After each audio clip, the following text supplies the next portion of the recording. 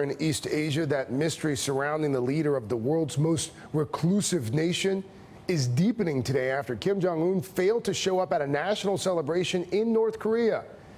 He's now been gone from the public eye for more than 5 weeks, and that's raising some uncomfortable questions about who's really in charge of this nuclear-armed nation.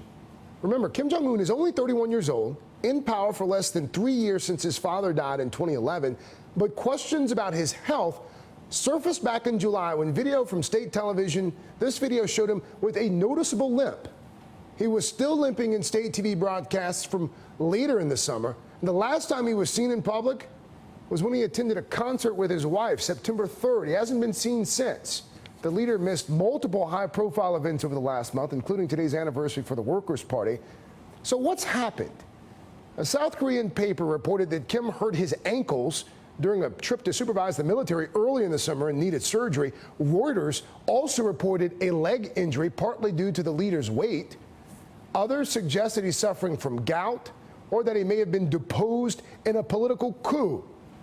North Korean officials deny all of it. They insist that their leader is still firmly in control. Joining me now, New York Times national security correspondent David Sanger, who does not have a working theory necessarily about what's happened to the dear leader. But, David, what can we make of him not showing up today?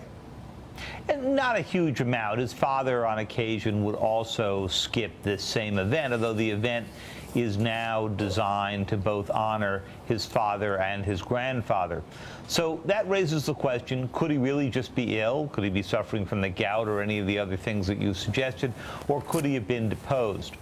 The major argument in favor of the thought that he may well not have been deposed is that last weekend, 3 of his top aides showed up in Seoul at the Asian Games and reached an agreement that may come to nothing about resuming North-South talks. Now, it would not be consistent with the concept of a coup in which the military took over that 3 of his close aides go and do that.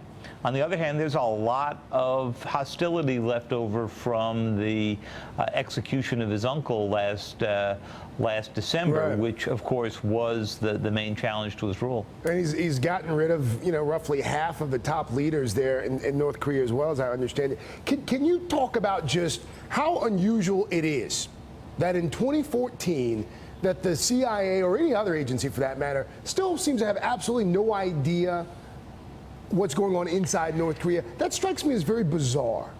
Well, North Korea has been the site of so many intelligence failures over the years, it's sort of hard to know where to count. For example, we missed North Korea's invasion of the South early in the Truman administration.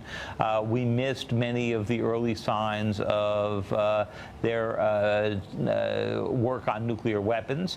And then, of course, when their first nuclear explosions occurred during the Bush administration, we missed much predictive capability on that.